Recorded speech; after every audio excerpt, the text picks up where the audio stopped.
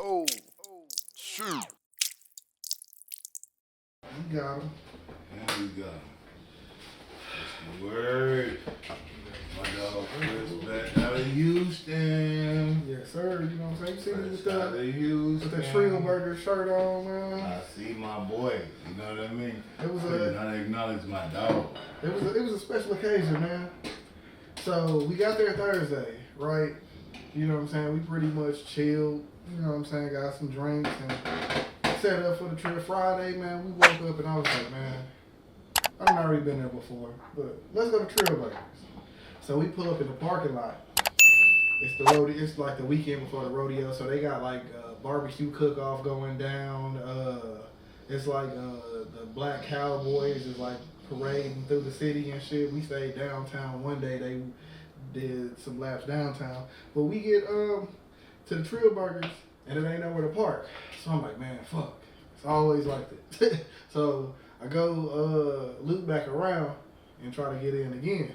One of the workers that there, he like, hey man, y'all trying to find somewhere to park? Y'all trying to hit the drive-thru? It's like, man, I'm trying to go in. And he was like, hey man, Bun in there. You know, he getting his Maybach over there.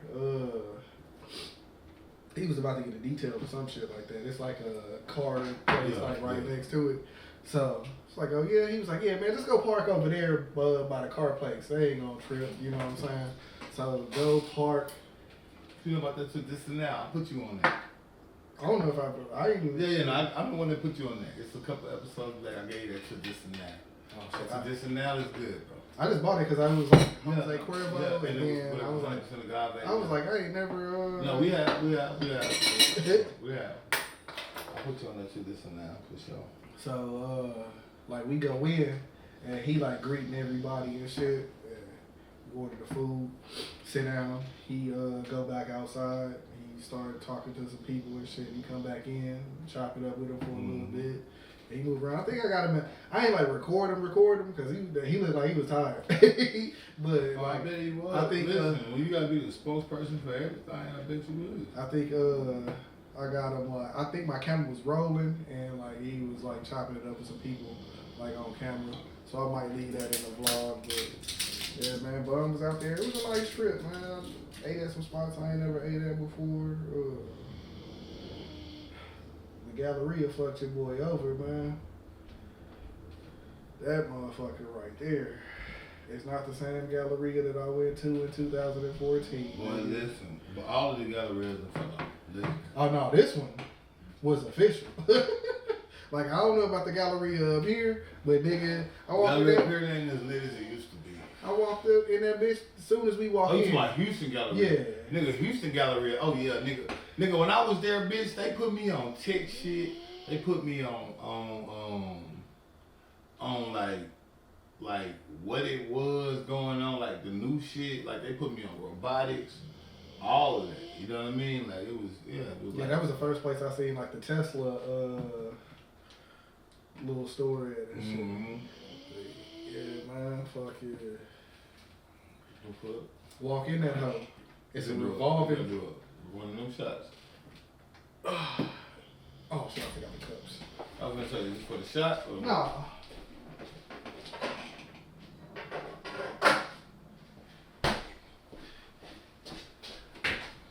Walk in that bitch and it's a revolving sushi in that hoe. Like the full bar. So we go to the restroom and shit, come back. It's a sugar factory right there. So I was like, man, I'm supposed to go over here and get some drinks. The girl was like, hey, we got $5 margaritas. I was like, I ain't bet, you know what I'm saying? We supposed to get one of them, and then, you know, you get the fishbowl shit with the smoke coming out. Boy, she pulled that margarita up so damn strong, and then she came back and was like, y'all need some I love them places. Y'all need some more liquor in there, or are those good? I love them places, bro. So then when she made the fishbowl shit, it was a cup like this, full of liquor on the side, and she was like, yeah, whenever y'all drink that down, just keep pouring this in. I was like, nigga, I done been to the sugar factory before, and they ain't never treated me like this. I was gonna say, wait, this is lit. So now we walking around the mall drunk as fuck, nigga, and I'm just in that hoe spinning bread. Every nigga that said he had some black on shit. Oh, I didn't even put the shit on, man. I had bought like some black on cologne and shit. Mm-hmm. Was it good? Yeah, it was decent. They had it was a couple different booths I bought some shit from. Like one nigga, he sprayed the shit and he was like, yeah man, tell me what you think of that. And I was like, shit, nigga, I'm just to buy it right now. And he was like, what, nigga? I didn't even tell you how much it was. I was like, nigga, either you gonna give it to me right now or I'm just gonna go spend some bread somewhere else.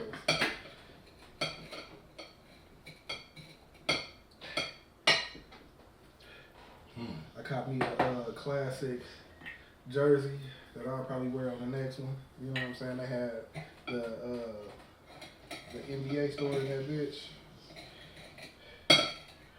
Throwbacks galore. That shit did not stick like I was gonna do it to me.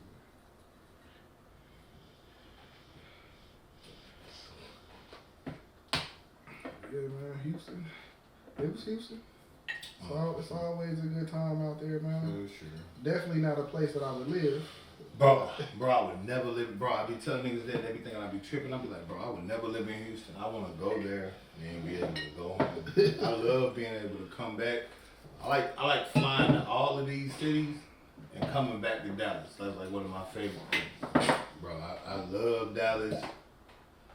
Like, I love Dallas and what they got to offer comparatively speaking, bro. For sure. Yeah, because there's only a few places that could still be away from here. Houston is not one of them. For sure not. Especially not like, no, right now, no. Nigga wouldn't do Houston over. Man, there's so many countries that wouldn't do Houston over. I go to Austin before I go to Houston, nigga. Oh no, Austin officially. No, I even thought about moving to Austin, honestly. I really did. But you know, I like staying in Dallas. I really do. So, make sure I stay in Dallas and move around. You know? No, we gonna do a show today. I'm gonna do a shot of this. Cause I really don't remember this whole, bro. Like, for real. I'm gonna have to go back and see what episode it was that we had. That shit, bro. Pull podcast episode 169 preview. Okay. So, Let's do the shot first. alright, let me get this lemon juice out the way, cause this shit is like crowded.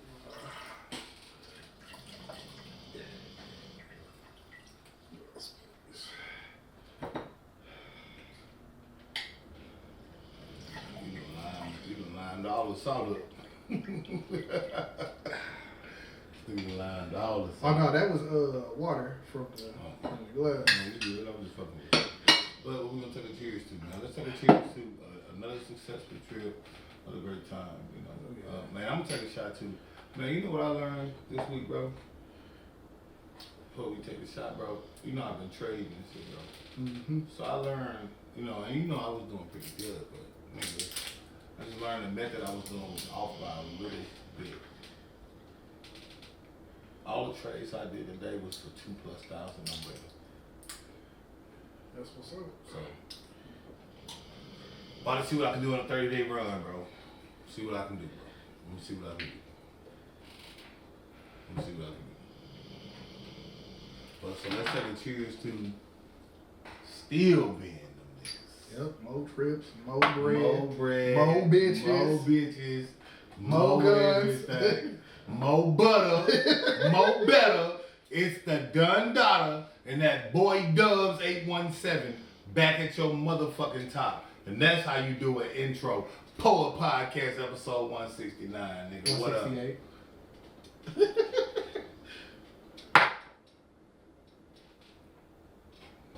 I almost got it. I told you. Yeah, I've been. That's one of them ones where it's a sleeper. If I had to, I'd tell a nigga, yeah, get that. That shit fire. Poor Podcast episode 169. Like and subscribe. Make sure you follow the page. Follow the Poor Podcast page if you haven't followed. Matter of fact, I'm putting it in the comments.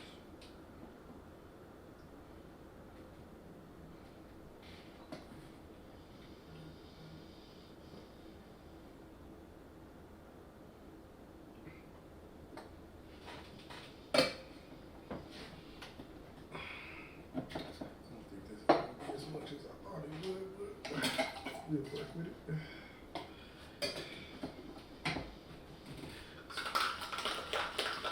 Right here is what they call the Devil's Margarita.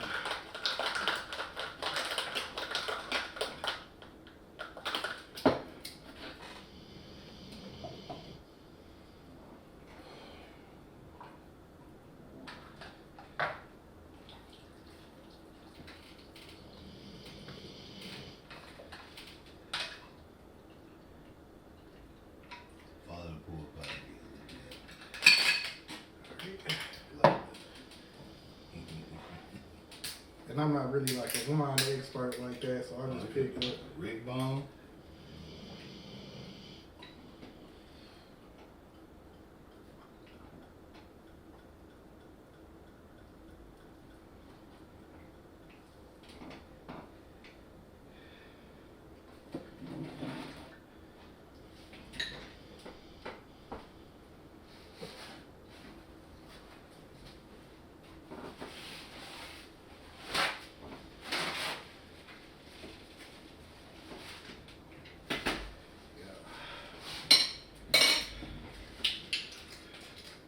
and of course you can stir it up and get it to the liking.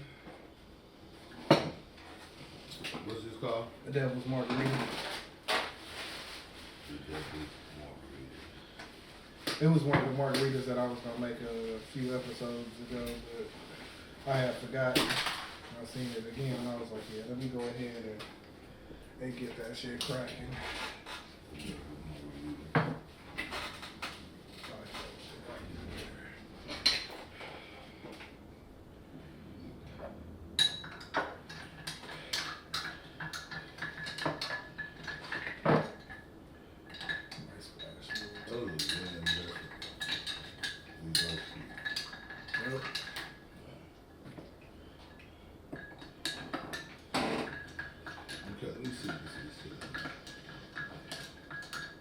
I didn't know if I should get the sweet one or if I should get like one of the sour ones, so I just got the sweet. I think this is a sweet one.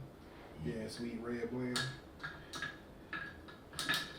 I gotta start stepping my wine. This shit fire as hell. What's this called? Devil's Margarita. I see why. Right. I see why, nigga. Bitch, what the fuck? Bitch, you gonna fuck around and drink one of these bitches? Man, say. Out of man, bro, man, say. Man, listen. What's in it? Tell the people what's in it, man. You got tequila. I went reposado this time. You went reposado? Agave syrup, lime juice, and then this is Menage a Trois. Bro. But you can get any red wine. If you don't like it sweet, then you can get like one of them red wines that ain't sweet. But I kind of wanted to. I think the lime balance it out with the lime juice. Yeah. So bro, this bitch right here. I'm trying with this gin. I ain't trying with this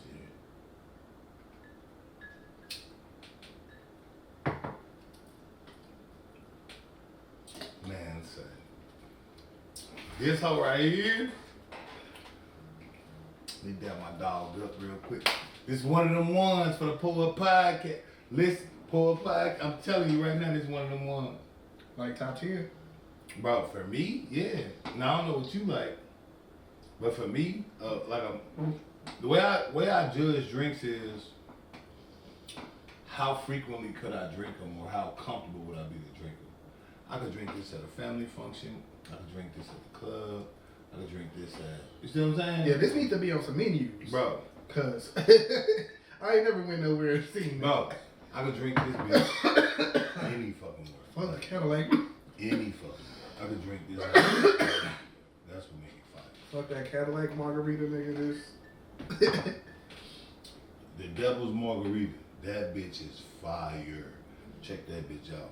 Wow, that bitch good. That bitch got like a fruit punch taste to it. Yeah, that's what it is. Yeah, like a fruit punch. Like that bitch don't even taste like for real. It's like a jungle juice. Well, look in that bitch. Yeah, bro, that bitch does. That's it. That whole hit, yeah. That bitch is hit, man. Let's jump right into it on your head. Oh yeah. All right, man. Where you wanna start? Let's start with some fuckery, man. Let's do it, bro. T.I. and 50 Cent, man. So it started with, you know what I'm saying, them reigniting the conversation about having a versus. You know what I'm saying? Seemed like T.I. was with it at first, and then 50, you know, how disrespectful he get, and he was just like, shit, nah, nigga. Before this nigga even start playing. 50 instantly got disrespectful. And for the last, week or two, it's been pretty fire, man. Like, and not on 50's end. Even though he dropped the track today, it's an intro for one of the shows though, so it don't even really. That 50 shit, bro. Man, listen, niggas completely blew me with that one. I ain't gonna lie. This might be one of the first L's that he done took. He getting jumped, but he asked for it.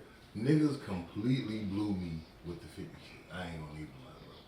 With the 50 shit, niggas blew me, bro. Like, we got to, you know, I don't know if we can play the song because, you know, copyright. The new one? Yeah, we can't play the one for the power. Yeah, we can't do it. Because copyright, we get it. We could play like a little bit and then we could. Because I only heard the part where he was talking about T.I. and them. I ain't heard the whole thing. But, I mean, you got Leon. No, I heard that's what I'm saying. I heard the part where they was talking about it. I'm gonna be real, I don't want to play it. It was not enough. Yeah, it wasn't really that good to me. Like, it wasn't enough for me to say, yeah, no. Let's listen to this from 50. Like, no. It wasn't enough. It was not enough. I'm gonna say that. It was not enough. Especially after bro, what the money did to him, man. Bro, what T.I. and his sons is doing. Like King gained I gained a little bit more respect for the nigga because I thought he was just like he was just a booty, bro. And the money, we already know he always been like that. That's what I'm saying. But T.I. been the main, even with that shit, T.I. shit stronger. Like, he's just a stronger, I can't explain, like, they're both very good artists, but they can't compete with T.I. Yeah. Like, the money is the best out of all of them, out of the kids. And he can't. Even better than the guitar nigga? No, that's the money. No, the Buddy Red is the. No, I'm sorry, you're right. That's Buddy Red, right? Cool. All of them. I'm saying T.I. is better than all of them when it comes to making a song. They let them know that shit's getting played right now. See, I judge songs by where they are, right? Like, that's the that shit getting played, bro. I was in the spot. You know, I be outside. Bro, I was in the spot. They playing and T.I. in the spot. That's a fact. None of that feeling shit. Nah, I like the rep. No, in the spot, in the club, they playing that shit. They playing it. And I ain't even gonna lie. Like the first 2 T.I. albums, I was not a fan, bro. Like the Money Rose, I hated that shit, nigga. Like, but I mean, you're not alone. The first T.I. album that ever came out was I'm Serious. Niggas don't know that. A lot of niggas don't know that. It's an album called I'm Serious. I remember it specifically because they had T.I. and Too Short on it with a song called Hotel. And that bitch used to bang to me. You know what I mean? But it's, of course, one of them vibey songs. But, yeah, I'm Serious. It didn't have the gravitas of the next album, which is trap music, right? But both of those, I can agree. I can agree that, you know, it was a niche basis, had to be feeling it, etc. Versus once he made like Paper Trail and I think it's King, that's the other one. Where like those are more universal where it's like, yeah. No. When we made Paper Trail, that's when he made What's Up? What's happening? All you haters, you get at me, cause I hear ya. Now he back on that shit. That's the thing. He back in there. What? The King one was the one with Andre 3000, right? And sitting side, front, back, and side to side with Bud and T.I.P. Just to bring it back full circle for Trailbreaker. Yeah, that was the one with that. But yeah, no. But we all know Paper Trail, that's the one. That's the one where he was up against the most turmoil.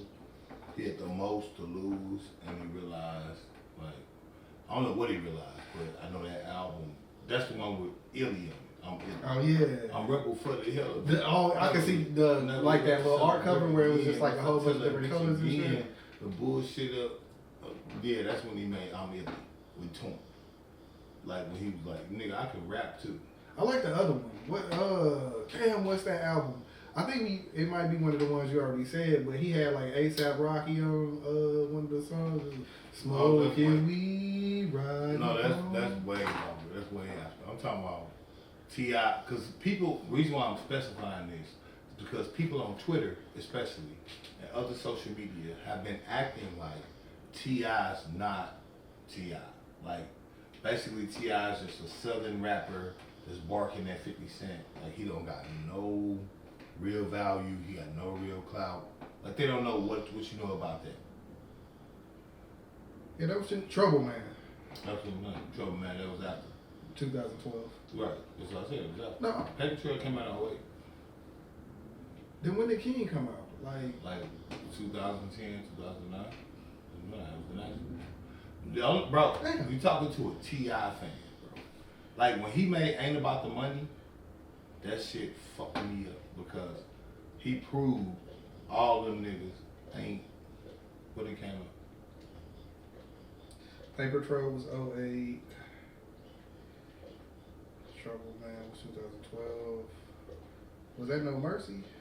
The one with about King. King came out before that. You gotta find it. Just look up King.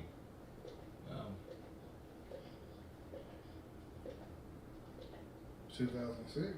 Told you. I know. They didn't have. Bro, listen. I'm gonna tell you two factual reasons why I know that's true. Dubz, look at me. That Andre 3000 verse was from 06, nigga. Dubz, look at me. I'm gonna tell you two reasons why I know it's factual. Dubz, look at me. Dubz, look at me. Dubz, you're not gonna look at me. No, I'm in shock, bro. Cause I know. You're not gonna look me in my eyes as a man while I tell you this. Pause. I'm telling you, I know that because in 06, I was beefing with niggas that I almost died from. And they were like doing their thing, but I was a music head. So I was listening to everything. And DJ Toomp is one of the main producers for King, the album, along with Manny Fresh.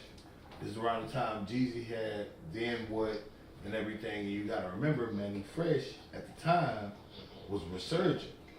So when he made Top Back. Oh yeah, I seen the interview. Exactly. They had T.I. on that bitch. And because Juvenile and Manny Fresh got a podcast. Right, it's just right. Juvenile was like, man, I didn't even like that beat because me and Manny Top had my Top Back. Yeah. Right, that's what I'm saying. Top Back was one of his resurgent projects where he still proved. Because remember, the way they had tried to frame it was like basically Manny Fresh couldn't compete, or he wasn't the same Manny Fresh. He couldn't make records for that time. So that was one of the first. It was like 6 years after he had took over the game. They kept Remember, the game moved fast. Remember that. You gotta remember. From Manny Fresh to when he said that, the person we talking about, 50 Cent, took over the game. And he took over the game from who? Ja Rule. Right? And Ja Rule had the game, and DMX had the game, and Jay-Z had the game, and all these niggas had the game before that. So the game was that fickle. You see what I'm saying? To where because in a couple of weeks you can be irrelevant. Ask Mike Will made it.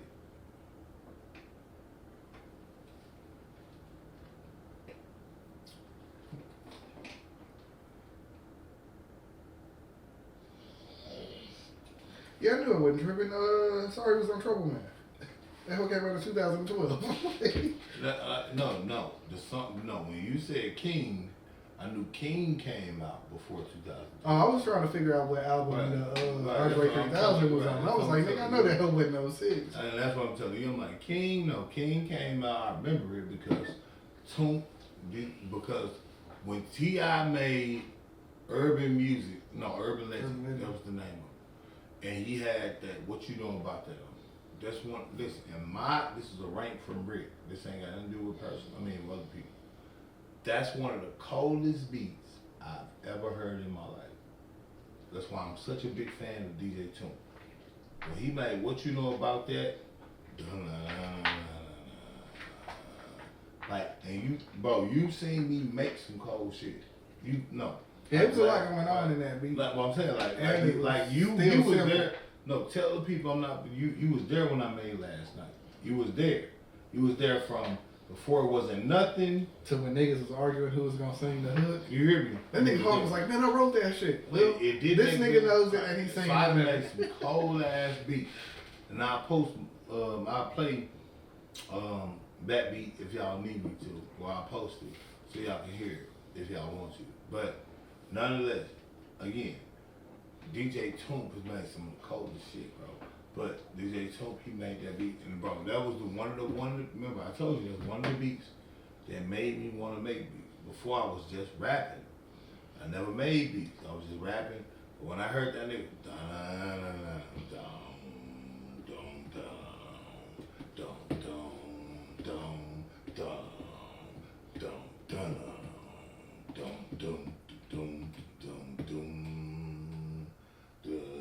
and that was just the bass line. And this nigga had like 12 instruments in that beat. From the drums to the, that was just, that's just that. That's not the down, down, down, down, down, down, down. All of those are separate deals. You know what I'm saying? So this is like, I was trying to think about what beat or what song made me want to rap, and then I remember I never wanted to rap. and which is part of the reason. It was peer pressure. No, right. Which is part of the reason how we even got here, because this nigga was always been a P from QC type of nigga to me. You know what I mean? And that's the conversation we had. Yeah, we done had real conversations where I told this nigga, hey bro, stop spending money with me, bro. I don't feel like your nigga is worth the bread you spend with me. We didn't have them come, but yeah, I always thought it was a cute, you know, but yeah, no, that's what I'm saying. Like, you don't have to have one. I'm telling you, I know that was one. It's not the only one, but that beat specifically, and I'm sure niggas can find me more complex beats and colder beats. I'm not saying that. I'm saying for me, at the time of my life, as the youth that I was, when I heard the beat compilation that became what it was on What You Know About That, because you know that's like one of the first times you could actually get the instrumental. Back when, you know what I mean, when we was coming up, that was, remember before that it was, you had to know a DJ or something like, nigga, YouTube had came out and niggas was, remember, this is before niggas was making, either the DJ had the instrumental, right, or somebody knew how to take the vocals off. Exactly. But what you didn't have was a bunch of instrumentals from niggas. Remember, that's back when niggas was releasing beats, sound click, this, that, and the third. So niggas wasn't giving you nothing. You could only get those beats. That's why you could pay like the $5 or $10 for the certain rights, or you could pay a little bit more. You get the exclusive. They give you the track out. But you never got the real exclusive. Because remember, that's why Wayne, when he started doing all the mixtapes he was doing, that's when it became pivotal, because it was the first time niggas started doing mixtapes that had original beats and calling them mixtapes. Before that, niggas wasn't really doing that. It wasn't original. All the projects on here is original. Even Wayne wasn't doing it. Remember, some of Wayne's most famous Fab wasn't like one of the niggas. No, not original. I'm talking about not like obscure. I'm talking original. Original, completely, like, you think about the soul tapes Fab. I'm talking about back when niggas used to be jacking beats, is what they used to call it. Yeah, Chameleon was the king of it, Lil Wayne. Exactly, that's what I'm saying. There wasn't no rapping on. It was, from like 03 to 09. Right. Like, he was really on somebody else. When did No Ceilings come out? No Ceilings. 08? Well, no, he was doing it before that. Remember, like, Sky's the Limit. with Mike Jones track, Jay-Z, Show Me What You Got, Beyonce, Upgrade You. Remember he did. Oh yeah, he was still. I'm talking about like niggas coming. Yeah, but remember, with original. remember that was right. Because that's more like J. Cole time frame. Right, exactly. But that's what I'm saying. Remember, before we talking about 06. Remember, if you did that, then you was considered like it was like a disrespect to rap on a nigga beat at the time when niggas was doing it. Until Wayne made it cool with the shit he was doing. Remember, Jay-Z had retired. He came out. Yeah, the drought. Right. Then he was like, boom. Because of it's only because of the lane. Jay-Z made it possible. Wayne came in and was like, I'm finna do what I want to do now. Jay-Z said he gone.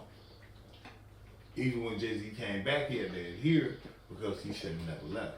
When he left for that brief instant, it made Wayne. That shit was like 2 years. Right. It made Wayne the boss. And after that, that's how we got here.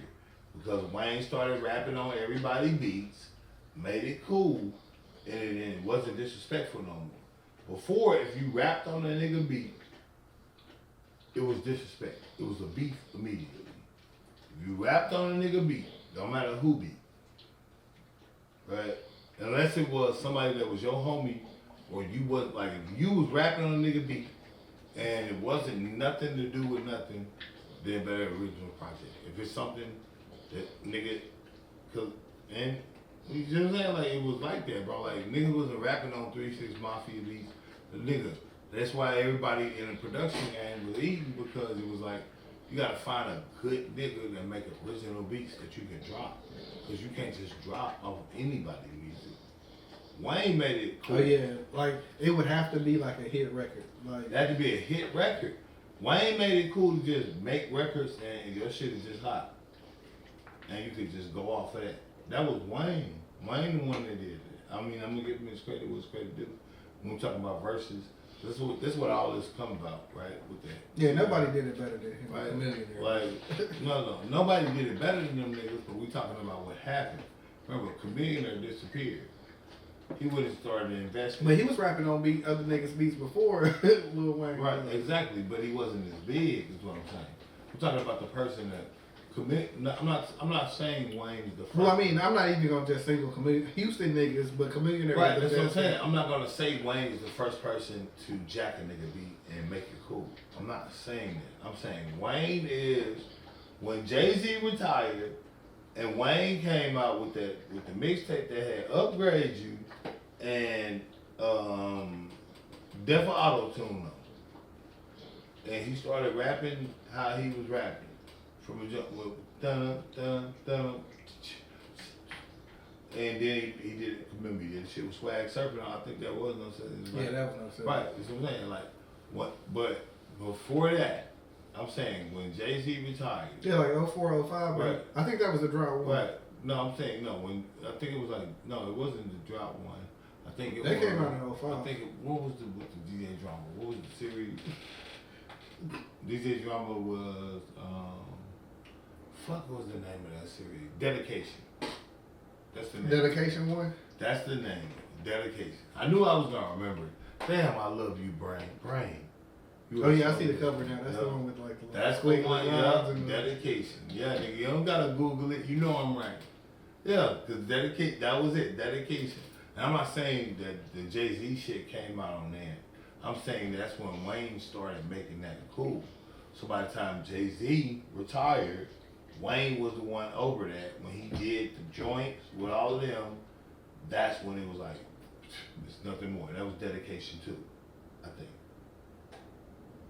I'm not sure. I have to look it up, but I know it wasn't like Jay-Z had just retired.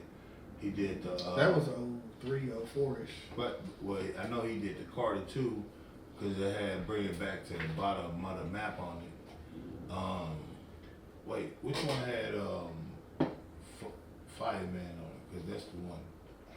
What year was that? Damn, these years be running together. I think that's like 06 Carter or something. 1 dropped in 03 or 04. Yeah, I think Fireman's like 06, 07. That's what I'm saying. That's the one.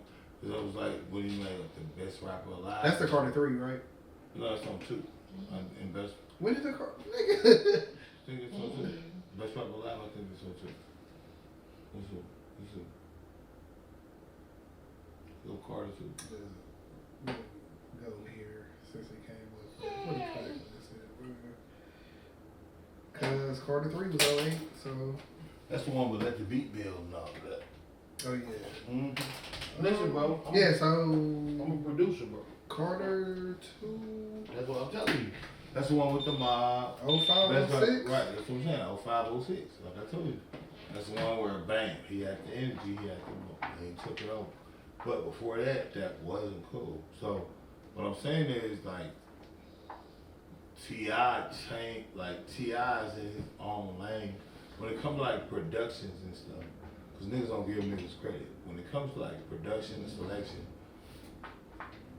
from when T.I. started to right now, think about all the beats he's heard to make a song to. And think about the times it's been had. Right? He never sounds dated. He never sounds right. When he made Bustin' Out the Bando, like it ain't about the money, right? Don't be blowing me up, nigga. I ain't getting none. Shit was hard then. He chilled, is what really happened, right? He was in jail right. a couple times in jail. Right, and he chilled. So he wasn't making music. He been doing comedy right. since And niggas confused that with not being a viable artist. He had a TV show, like this nigga. Right, no, we gotta give him all his flowers. Niggas wear a coupe. No, but you gotta give him all his flowers. Because what I'm saying is, in a T.I. versus 50 battle, he's smoking 50. We gotta look back and acknowledge these periods. 50 got Get Rich or Die Trying. No, I feel you, but I'm saying let's look at these periods, right? That's what I'm saying. Get Rich or Die Trying, they came out 02, 03. Right along time T.I. Like, not 50 trying to play like, boom, it's like, nigga, T.I. was the hottest nigga out when you were. Yeah, y'all definitely classmates. Like, y'all came out. But 50 trying to play it like, oh, like, nigga, I'm like, and Get Rich or Die Trying did sell just massive. It's one of the best albums of all time. No, it's not one of the best. It's definitely top 5 of hip hop albums that dropped just off of the sheer replayability right now, the number of tracks that he had on it, the number of tracks that were good. Bro, it's like Good Kid, Mad City, Get Rich or Die Trying, Voluminati, right? These are, right? Whereas there's no skips. Is what I'm talking about. Albums where, and I'm not saying you can't skip anything, because the niggas have preference. I'm talking about during that time, I remember it, bro. The only reason I remember it, this is why I remember it. I ain't never said this out loud. I swear to God. Never said this out loud. The reason why I remember it is because when 50 dropped Get Rich or Die Trying, it was on CD. And it was still hard to get the music. So I had never heard the full album, I only heard Wangsta, whatever was on TV. So niggas was burning CDs. We was in the band, and we was going to perform somewhere completely down out of the city. Could have been New Orleans, could have been Jackson, could have been wherever. I'm not sure. But my homie Christopher Moore, R.I.P. I think to him. I'm not sure. I think he dead. But no, I swear to God. Bro. No. I can't remember. It could be. No, the only reason I'm saying is because, bro, I told you niggas die all the time, bro. It's crazy. But I think he died. And I don't know how he died. It could have been something violent or otherwise. But you know, when I think something, I'm usually right. I'm saying I remember somebody telling me something. I just can't remember everything right now. It's cool. But nonetheless, he gave me the CD, like the burn CD of Get Rich or Die Trying. And I listened to it for like 2 days. I only remember this because he gave it to me like on a Thursday. We had to go on the band trip, like on a Friday. We was going on the buses. Actually, I'm wrong. That's something else. What happened was he gave me the CD when the bus trip started. He let me use his CD player to play the CD on the bus. So it wasn't 2 days. It was 1 day. But he gave me the CD player early, so I was listening to it. So when Mini Man came on, I'm listening to it again. This is fresh. Like I'm just listening to a couple, like repeatedly a couple times. Again, it's the CD time, remember? we used to listen to records. People don't understand this, but we used to listen to records until we knew the lyrics. You wasn't cool if you didn't know the lyrics. Niggas used to print them hoes out. Bro, they would print them hoes out and learn them because you wasn't cool if you really didn't know the lyrics. That's why when mumble rap came up, it was crazy. Man, I love when I get fucked up and I start remembering, right? But no, you either had a nigga that wrote them down for you, or a nigga that had a printer at their crib and they printed. You see what I'm saying? When I started getting fucked up and I started remembering right. But no. So yeah, I'm on the bus. This is a chaperone field trip. So there are parents on the trip. Boom, boom, boom. I'm listening to 50 Cent Many Men. And when he said, now it's clear that I'm here for a real reason. Cause I got hit like he got hit, but he ain't fucking breathing. I said the fucking so loud because again, I'm on the bus. I got headphones on. One of the first times, you see what I'm saying? Like this ain't like this is back when you see what I'm saying. CD players aren't as easy to come by. The headphone shit was like real. Right. But he had some. It's the real wire. Right, he had the real wire. It ain't the shit that go over your ears. Right. He had the real wire, and he had them like the big ones where they cover your ear. See what I'm saying? So I can't hear myself. So when he say he got hit like I got hit, but he ain't fucking breathing, I said that part so loud. The whole bus heard it because everybody's quiet. I got my headphones on. You done heard a nigga. Everybody on the pod watching, y'all done heard a nigga with headphones on trying to reply to you. It was like that. It was like, huh? You know that shit? And I was like, he got hit, but he got hit like I got hit, but he ain't fucking breathing. And the whole bus like, yo, what? Because again, parents is on this bus driver, band director, this is that and third, and I'm on this bitch and I said, fucking breathing. That's why I remember it so vividly. That's why I know the time because I was in high school when I did that. I was only in high school. Yeah, I was only in high school from 03 to 07. So. But my mom called me. My dad had like this little book of CDs and shit, and I think it was like the Above the Rim soundtrack. There was like a Tupac song on that bitch, and I was in the back room with the headphones on, and I was like, high till I die, low till they smoke me the shit, don't stop till my casket drop. And my mama walked in, and all I felt was. Boy, listen. And I'm telling you. And I had just turned that shit on too. I was like, high till I die, low till they smoke me. No, listen. It be like that. That's what I'm saying. Like, that's why I remember. So, what I'm saying there is, like, during that time, I think a lot of T.I. 06, 08. So, T.I. had 50 had in the club.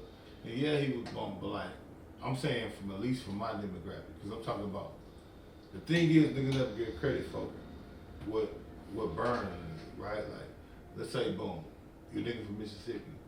So T.I. getting played in Mississippi, it's like, oh, you from the South, you boom, boom, boom. But 50 was getting played in Mississippi, right? And I know T.I. was getting played up north, right? But when T.I. came out with, in like 05, 06, with that urban legend shit, or what you know about that, you don't know me, nigga, all that shit stopped. And then he got caught up with them guns, and he made Paper Trail, and all that shit stopped again. He was beefing with a real official bankhead, nigga, and that made it the more official. R.I.P. Shorty Low. Right, R.I.P. Shorty Low. And shout out to Lil Flip, who's still doing very well, by the way. Niggas need to check him out. Yeah. Niggas is eating behind the scenes, man. And I love that, bro. You know that's my main thing every time, nigga. I want to be the most eatingest nigga y'all never heard of, outside of whatever it is I want you to hear from. Anything other than that, I'm good. I can do this once a week, and you never know. You don't know what's going on. And we could touch base from anywhere. Y'all niggas got 12 views. I don't give a fuck, bitch. Oh, niggas be saying shit to me. I don't give a fuck, bitch. Bro, I swear to God, bro, I ain't got it. Bro. You know I be going viral. Niggas will look us up and be like, oh, this shit ain't, man. It's like, nigga, I never said we was, the DDG of the podcast world, the Joe Budden podcast world. I said we YNHT. Y'all niggas have anything. And we do whatever the fuck we want. And this is just proof that we was here. That's the difference between niggas. Every time we show up, me and this nigga, it's never nothing. Cause it's just proof for our kids, bro. It's just something they can watch. You get what I'm saying? Sure it's gonna pop off, right? Cause we are who we are. Oh yeah. But I don't do it cause of nigga. If that was the case, if I needed that gratification, I'd never do it. Yeah. Cause that means the first episode, if that bitch don't take off like a Drewski skit. You get me? Yeah. Nigga, we not finna grab. Nigga, what you mean? That's why that shit ain't never been nothing to me. But whole thing being like, nigga, it's a testament to me. This is proof. Cause 168, we got 168 episodes of proof. Like, that shit y'all be saying on social media, is you really doing it? Cause when it comes time, you get what I'm saying? Oh yeah, because when they come down to it, it's like, oh shit, No, nigga, we got the episodes to prove it, nigga. How we looking? You tell us how we look over the episode. we got more episodes than a lot of the famous niggas that try to do this shit. And how we look on them, that's the thing. How we looking. We like, we fucked up. About anything, and it ain't that. I ain't bragging to a nigga, I'm just saying. You get what I'm saying? Like, nigga.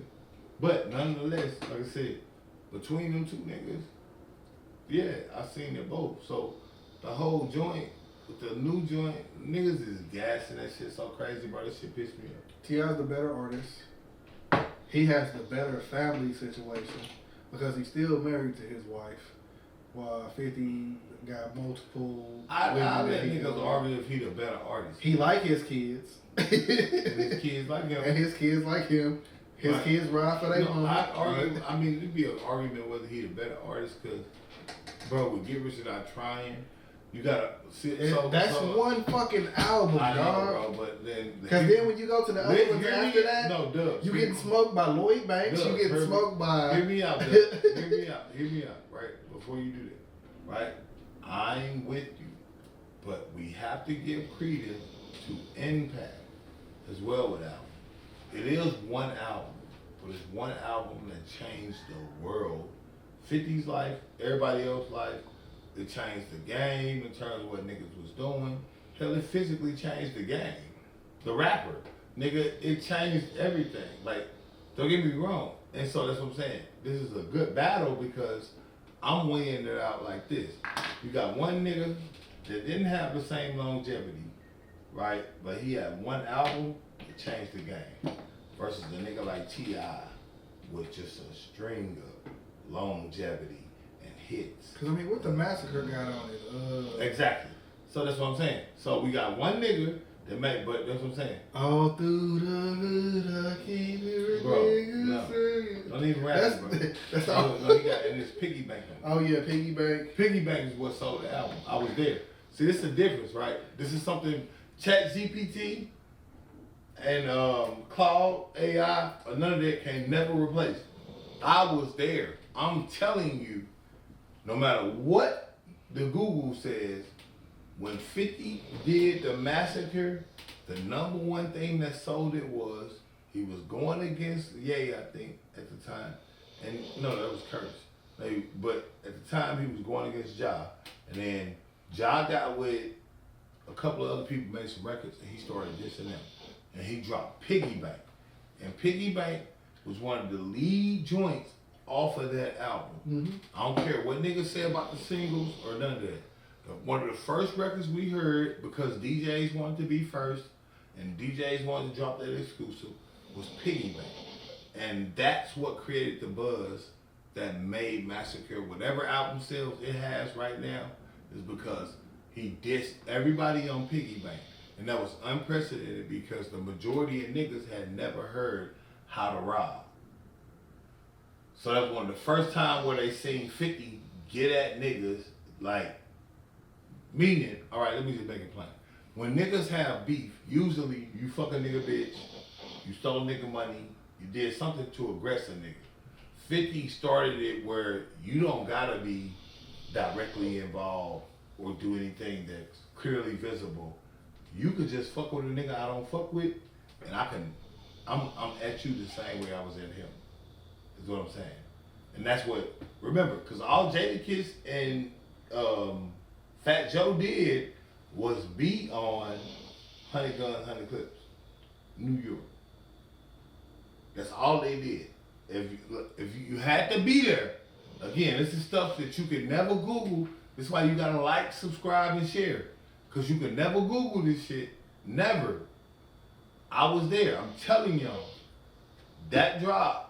And then it was like, boom. And 50 was like, bet. I don't fuck with none of them. And that's what ended up making the Young Buck riff. Because Buck didn't not fuck with some of them niggas to the same degree that 50 did. And when 50 seen that, he did not like it. And that's what started the initial riff. Fuck what it is now, that's what cracked it off. The same thing happened with the Game.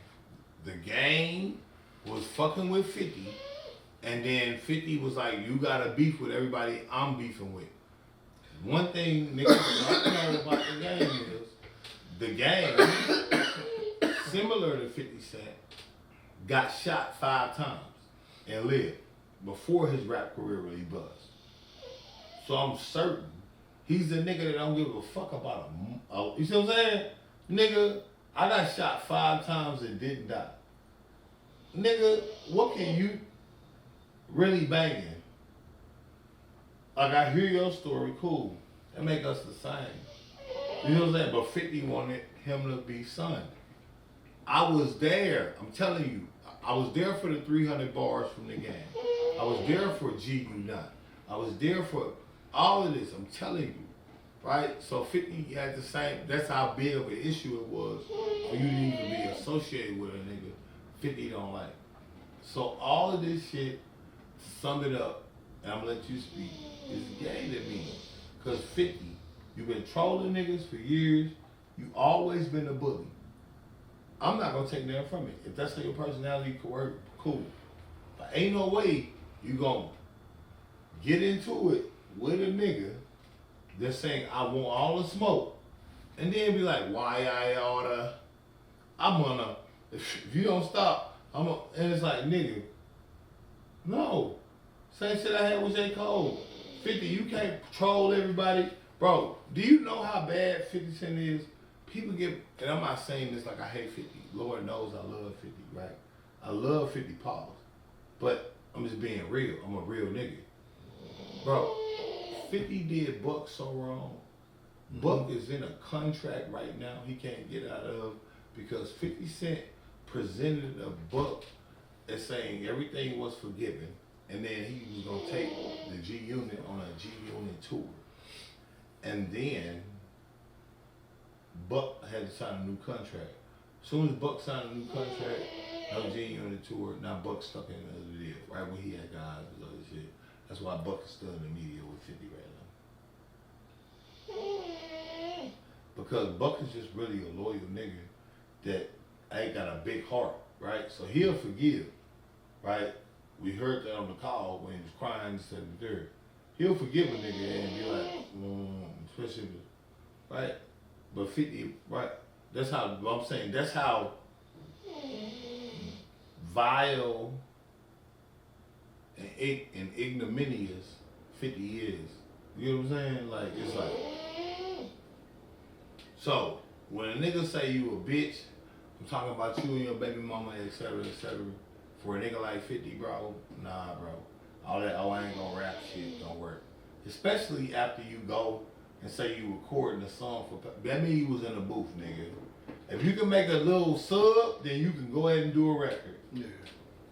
But the reality is, I know 50's issue. I'm gonna let you speak and I'm gonna say 50 issue. What you think?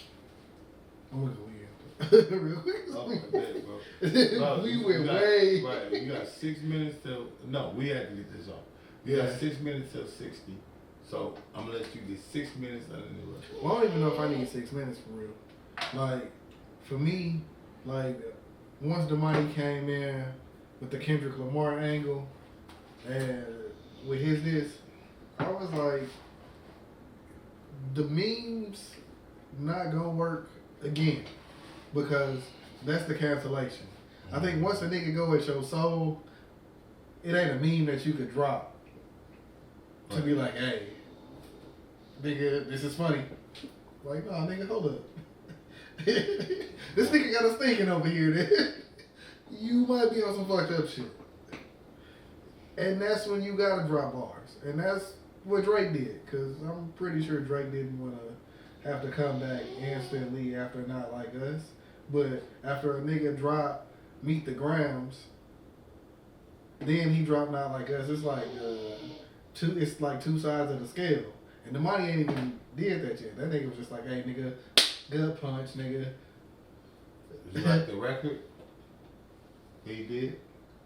Did you hear him? It was cool. He got 2 records now. He just dropped one new one today. I didn't hear the new one today, but I heard Pussy. I heard the Miss Jackson. I'm gonna cut the live and then I'm gonna play it. But like, I knew Damani could rap, so it wasn't like a surprise that he did that. But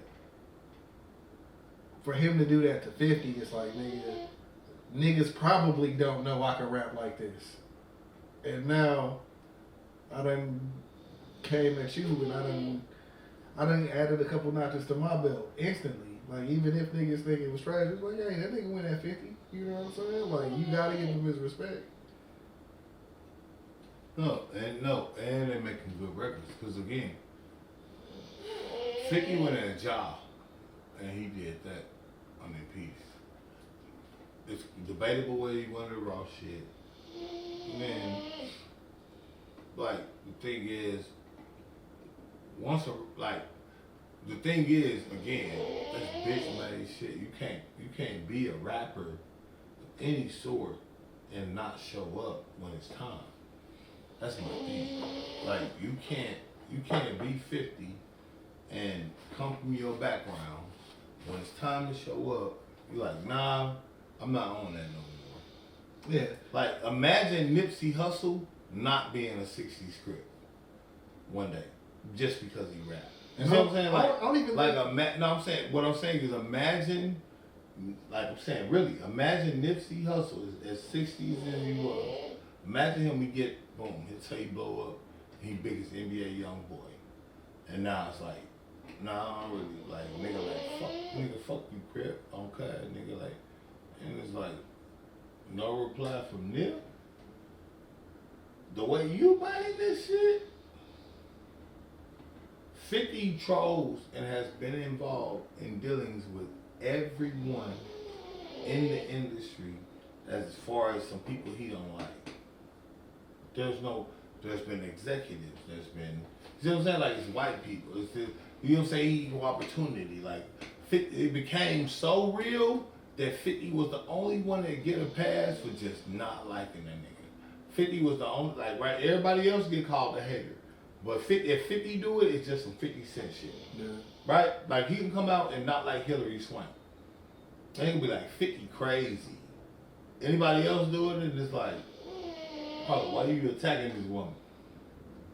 But because it's 50, and he was that consistent over that many years of, remember, y'all don't, listen, you had to be there. Y'all don't remember the have my money by Monday shit? When he sued the niggas, and it was like, you gotta have my money by Monday, or it's up. He tried to do that with Tierra Marie too. Right.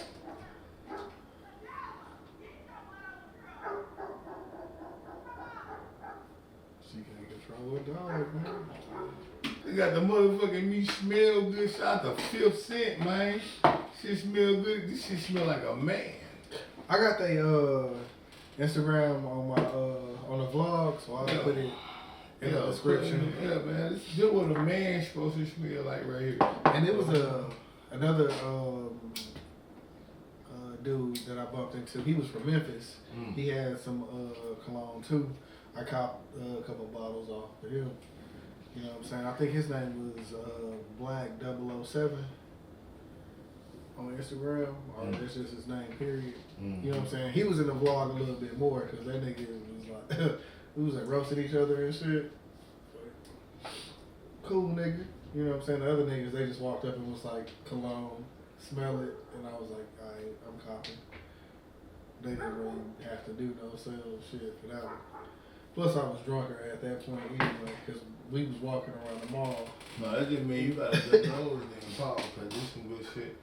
Listen, you got one, I got one. Listen, I actually love the effect of, I'm not taking it up off you because I was gonna, that's why I told you if you can do it. But she tell like, oh, I got two. Oh, nigga, I don't feel bad. Man, nigga, give me this. Yeah. Give me this. This is mine. Yeah, this is my new shit. Thank you for going to Houston and getting it for us. Yep. Bought two. Got the women's one for free. You know how niggas be doing it, man. Like, hey, man, come on, bro. Like, buy another one. You know what I'm saying? Like, give me one for. I think I walked up out of that hole with like 8 bottles because the other dude I was talking about, I bought like 2 or 3 off of him, and I think he gave me 1 or 2 for free, or like some other flavors though. Like he had a more extensive like collection.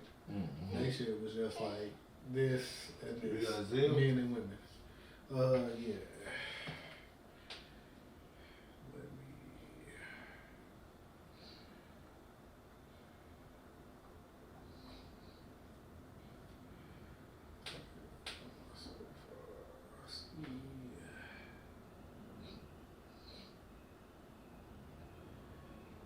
Should we attach your phone?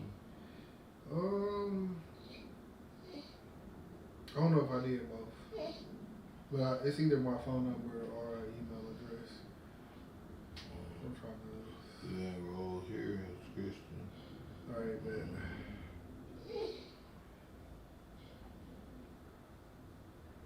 That's the one I got.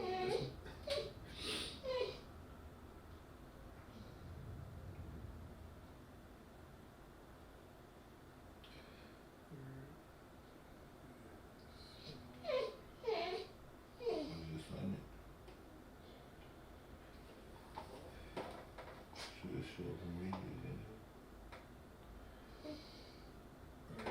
I was just trying to make sure that my Zelle was connected to this account and not another one. I ain't got no money, good. I wasn't joking, they mine now. And I bought it used. Well, I said, let me still play, Nigga, I just took that out the box. It's a little used. Nigga, I'm a black bitch. You know, it's a real black bitch. I ain't that fake black. Man, you know, we're gonna leave that 50 shit alone, man. Let's go to the next shit, man.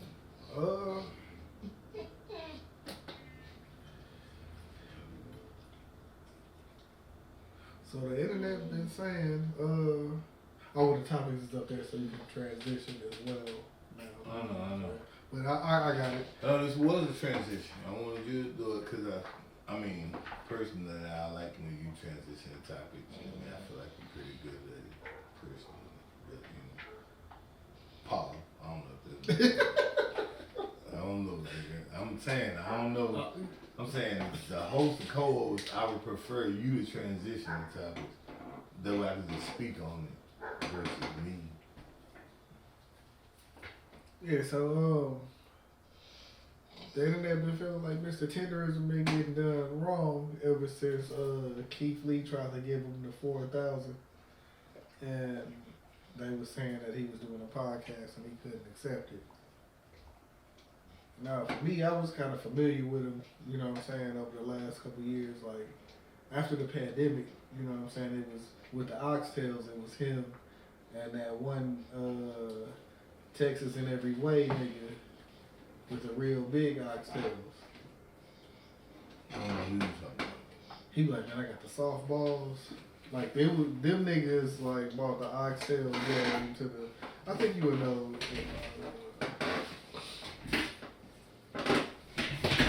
because this nigga be going on, like, barbecue tours and shit. Like, when we was in Houston, he was in, Did you hear, how, I guess, the white dude was trying to patent Mr. Tendernism? Yeah.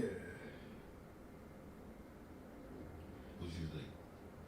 Oh, he probably tried to do that shit. Yeah. You ain't never seen that either? I think I have.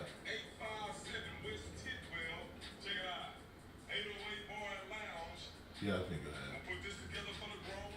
Like he got like the biggest oxtails in the game. His shit ain't the tenderism shit where they falling off the bone. It's just like a real cooked, real good. See, so like I found them both at the same time, but I knew that dude was by himself. For a little bit, I thought the tenderism dude was like the owner of that bitch, and then like a couple years ago, the white dude started popping up, and I was like, oh. So like I knew, but for I think most of the internet, they thought that Walter Johnson was the nigga that was running. And it's his recipe for real, and he should have a lot. He should, if he didn't have a percentage in the company, he should have. Because them niggas went from selling coffee to the barbecue shit. No. Like the barbecue shit wasn't even on the table until he came in the door. Documentary on this shit. There's a whole documentary on how they came to meet, how they came to transition. I'm saying I watched it. That's one reason. Like that's why I was like, oh, this topic I'm well versed. Right? They like you said, Walter came up with the whole concept of destination barbecue. There was none of that. The recipes, literally everything except ownership was Walter as far as that concept of a barbecue station.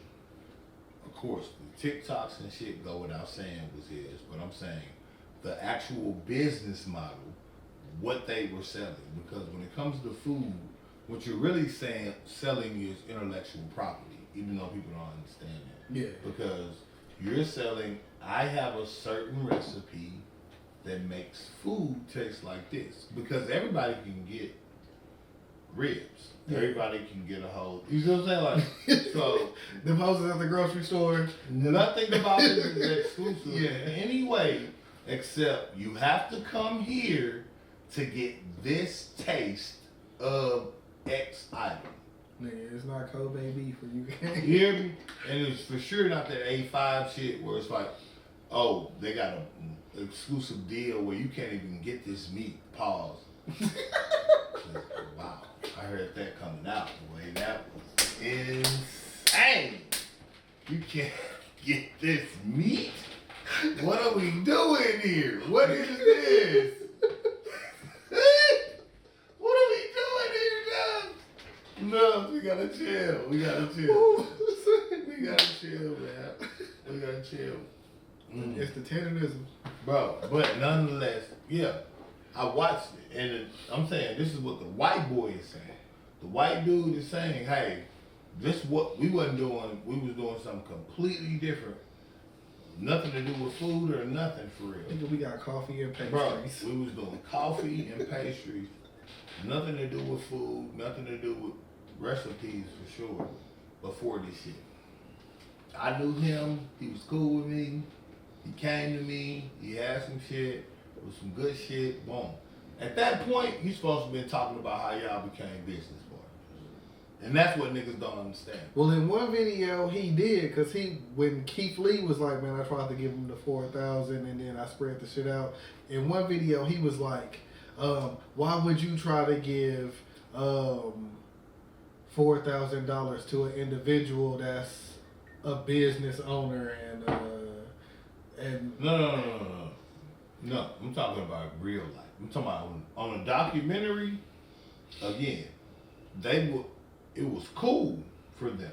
So he was cool saying Walter don't own none of this. He's like a mascot. But he was kind of going back and forth to me. I'm saying if you followed on TikTok and all that, I bet that's the case. I'm talking about a snapshot. I'm talking about. Oh no, I've been following these niggas, like I said, for a long time. And I'm talking so about, I've been developing my own opinion of it from. I'm talking about a snapshot. 2023-ish niggas that are to now. I'm talking about a snapshot of niggas that are not you, right? The niggas that's not tapped in. I'm talking. When I seen it, it was that. It was and this was on YouTube. This wasn't that long ago. This was a few months ago. That's why it's so vivid, and because I was enraged by the video, just hearing it. Because again, the only reason I'm watching it is because of Mr. Tendernism. We can say that now. Hopefully, Walter won't hit us with no copyright infringement because he does own it now. Let's take a shot to that, man. Let's take a shot. Let's take a shot to black on this shit. If we're gonna tell the story, we gotta tell the whole thing, Dubz. Yeah. You know what I'm saying? I like the moves that he's making right now. No, well, I mean, let's give credit what credit due. It ain't the moves that he making; it's the moves he being forced to be made by black people. This is a time we can actually be proud because black people came together and was like, "Oh no, you're way less successful than you should be." This is one of the few times where I gotta give black people credit. Yeah.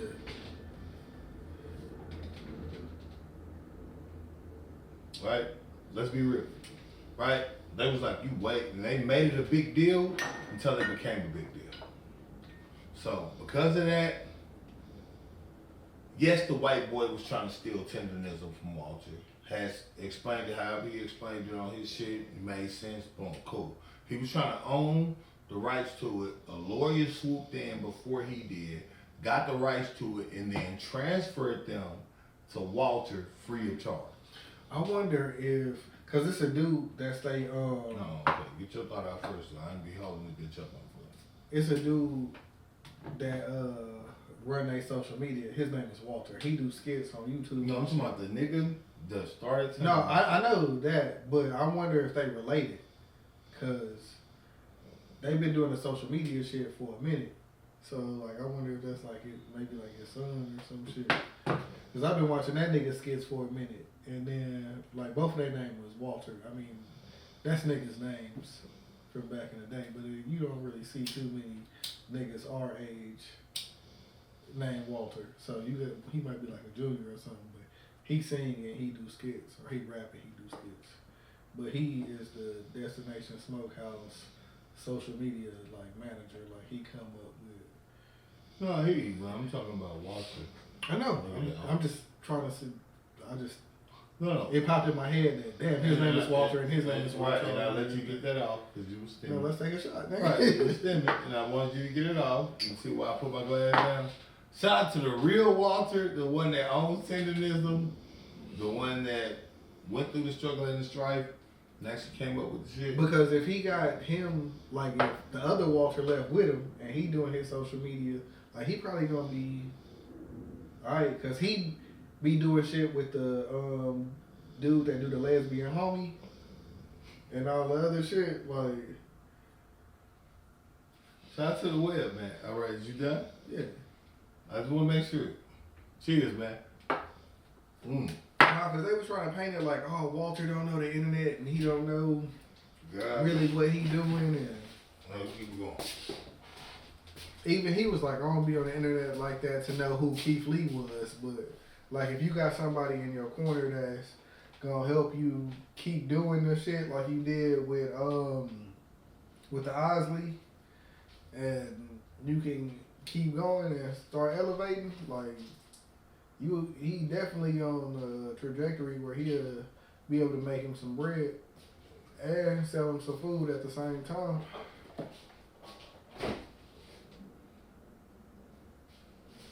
Cause I mean, for me, like he kind of going the route like it's a nigga from Louisiana. Cause he said he gonna start going everywhere and start doing shit. It's a nigga from Louisiana. He do seafood boils, and he be like, smell it through the phone.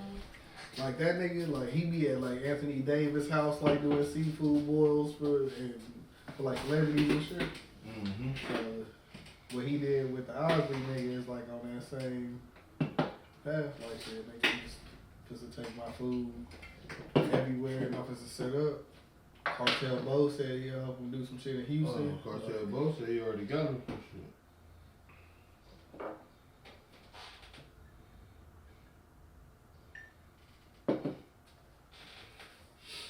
So like shit, just as long as it's like the right niggas is behind him and helping him do this shit so he don't get screwed over again type shit. Cause that nigga might not even know how much he can make on the internet. He just like, shit, nigga, I know how much these plates go for. That's probably what got him, because shit, the videos don't really be that long. It's like, hey, nigga, we gonna put a camera on you. Shake this meat off the bone, pause, and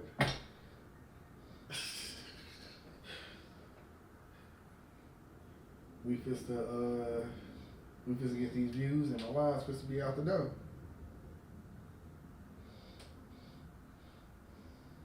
Cause he was the gimmick. Cause I seen Keith Lee. He was on.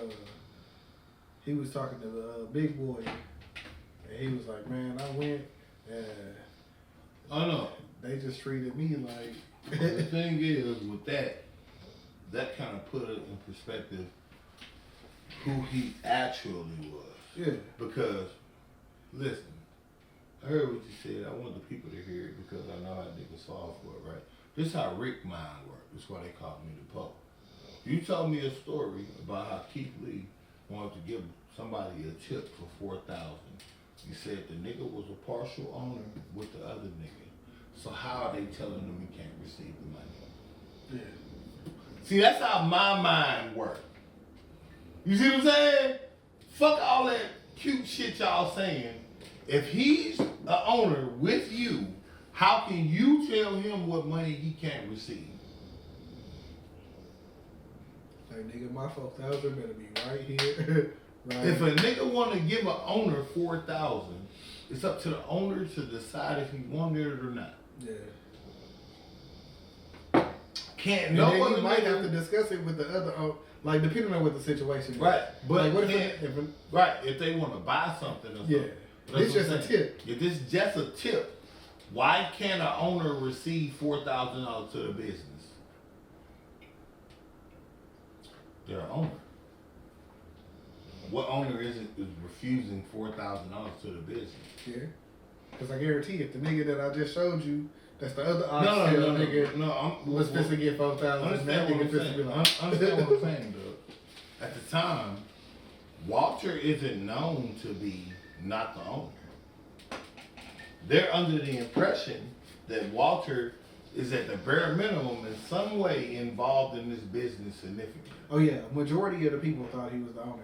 I found out like a year or two ago that he was not. No, I'm talking about TikTok. No, Yeah. Dub. See, I know hate what when you. do No, this shit. I've been saying that. No. Nigga, you trying to put it. I've been saying it the whole I hate time. this futuristic I said, motherfucker. Nigga, I'm start calling you. What's that nigga name? I said I've been following these niggas I since know, 20. but hear me. And I said I'm that trying I to have a knew regular nigga conversation. And I also said the Right. majority of the internet did not know. And I heard you, but then you had to And you keep putting it on me. Yeah, and I already because explained you had this to throw your little 45 part. minutes ago. You had to throw that your- I knew. You had to throw your little part in. I threw that in 45 minutes ago. No, you had to throw your little part in. You had to be like, oh, yeah, I already knew. But I said that 45 minutes ago. No, I knew it. You had to throw it in again. That's my point. Because you are an elitist. And I don't dislike you for that. I'm just saying, help me, people. Comment, let Dubz know he's an elitist. If you fucking with me, put elitist in the comments.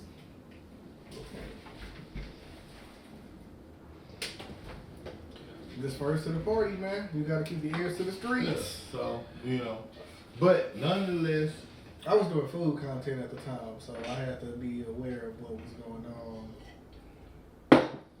nonetheless, he was taking over the patent. He was at Ron Isley house. That nigga Ron Isley, man. Bro, you want to hear the crazy It's shit? wrong. I was like, oh, that's you, nigga. You want? And I was like, you how know- old is this nigga? Right. No, he probably in his 80s, but his girl probably. I thought she was like, 35. she wasn't like, yeah, she was like 45, No, that's what I'm saying. maybe She- 50-ish. No, right, which was a great age for me in my mind because that's about the age discrepancy bitches like.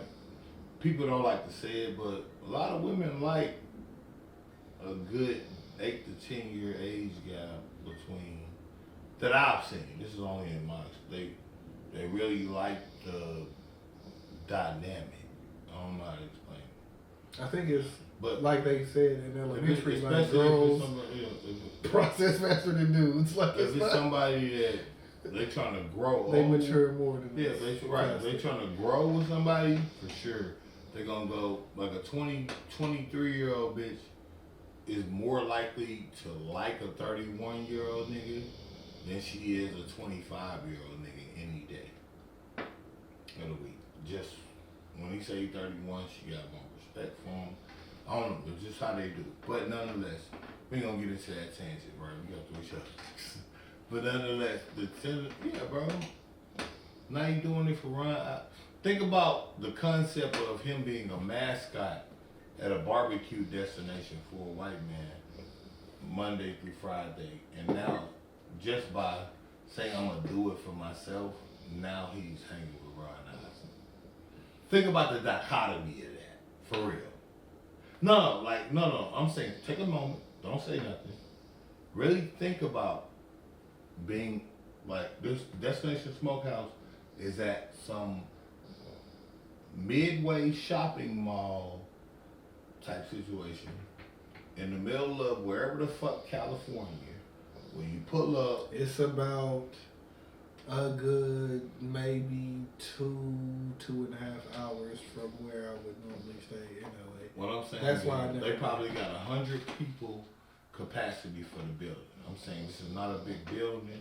Look at it like right. This is just a barbecue pit. Just somewhere off a strip mall in somewhere in California. Think about the dichotomy of you being a mascot on TikTok like a couple of months ago to now for yourself. Because we're talking about this guy that we're talking about, right? Like he's been here a minute. It's years of him doing that right. shit, bro. Like the Isleys is you see what I'm saying? This is like a hooper getting to show LeBron they moves. The Isleys, bro, the first hit the Isleys made was in 1959. This is wild, bro. The first hit they made, and the only reason I'm saying, because the first hit they made was in 1959. I know Contagious was a hit, and that was in the 2000s. You do the math. Doesn't even matter. It could have been 2000 on the head, nigga. 1959, and they had a hit in 2000. That nigga had the black hair with the great beard. I was like, man, my nigga out here Living. doing it up, nigga. Motivation. He not trying to be younger than what he is. Shout out to T.I. again. He doing stuff he wanted to do. Bitch. His girl is with it. It was a celebration of his girl, but she's an appropriate age. Because again, the Poor Podcast do not separate crazy age gaps. Nobody's trying to see some 70-year-old with a 22-year-old. But if you 65 with some pay, Double checking. right? If you 65 with some pay and you want a 35 to 40-year-old, make it happen, Kevin. It's possible.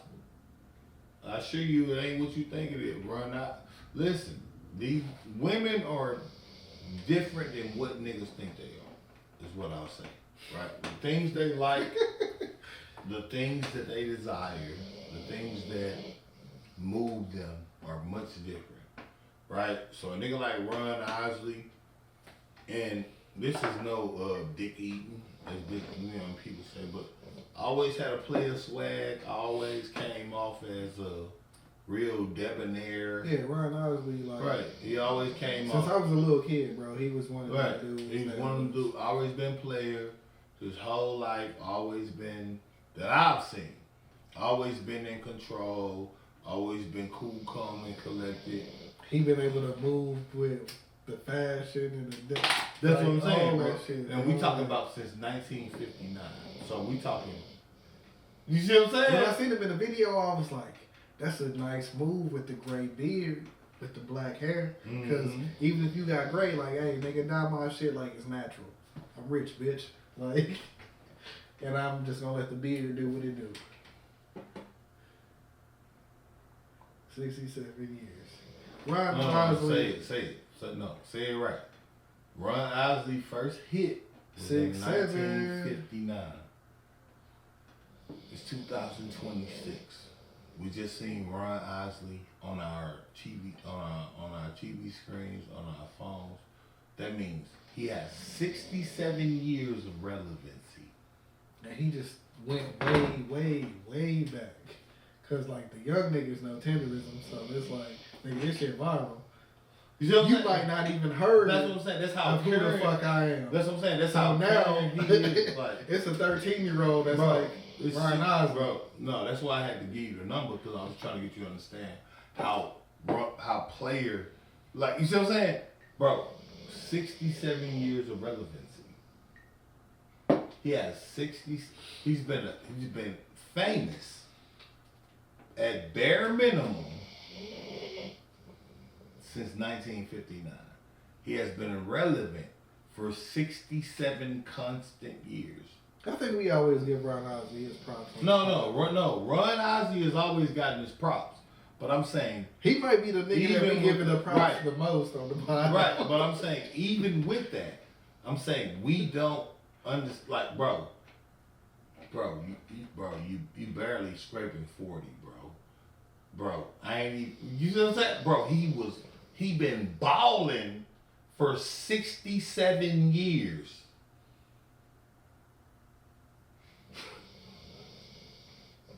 It's not even so. You see what I'm saying? We can't even. But most we can hope is to. I mean, in terms of Ron Isley, because we always been doing our thing. But let's be real. Compared to Ron Isley, we ain't did nothing. Well, my nigga ain't got no biopic, bro. Bro. Now when you think about it, 67 years of balling. You just imagine what this nigga done heard while he was performing, and it was white niggas in the crowd. The first hit, if I'm not mistaken, correct me in the comments, was "You Make Me Want to Shout." Throw my hands up and shout. Throw my hands up and shout. That shit right there, Ron Isley, 1959. That's that movie. Was that Wedding Crashers when they did the montage where they was at different weddings? They was like, ooh, and they cheersing and shit. Yeah. I didn't even know that was him. For real. I didn't know who made that song. Crazy. Because Wedding Crashers was like, what, 06, 07? And that hell. Can you read it for the people? I just like proving myself so the people know I'm in bullshit.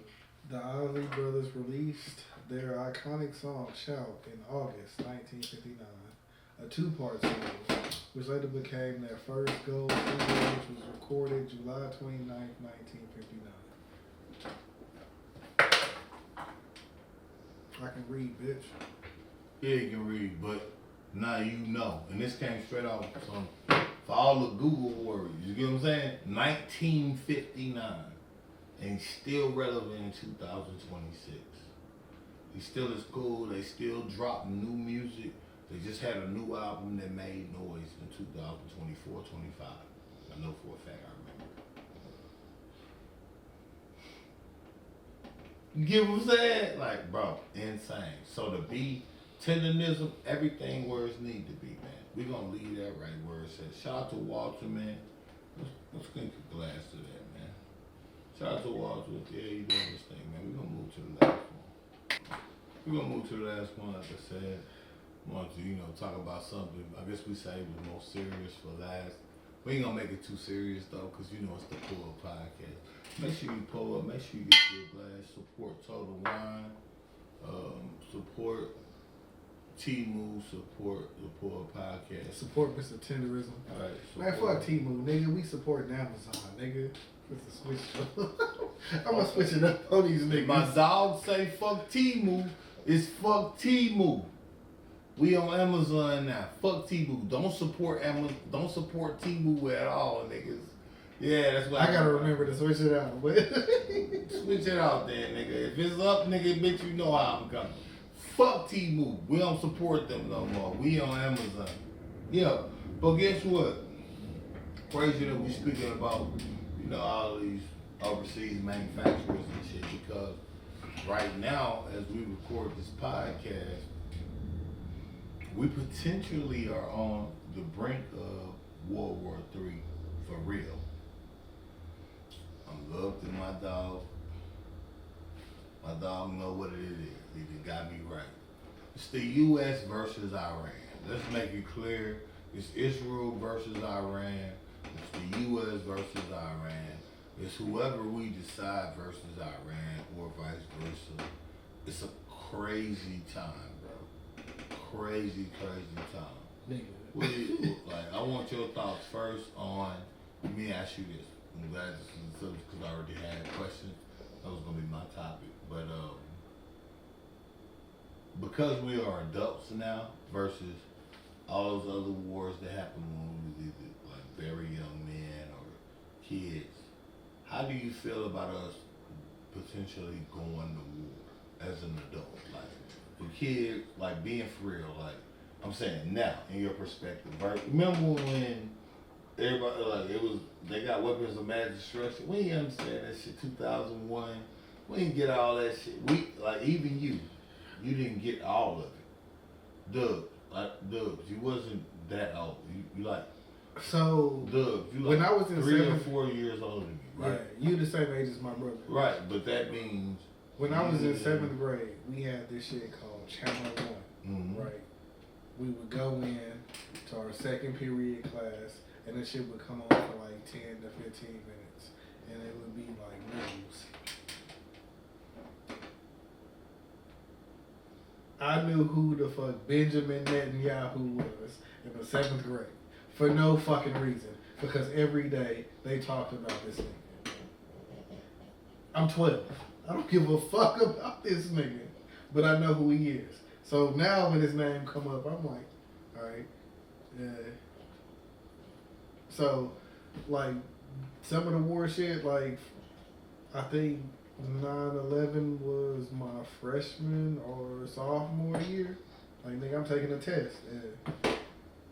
Hey, we fixed to roll the screens in y'all room so y'all can see what's going on. And it's like, what? Niggas getting picked up from school.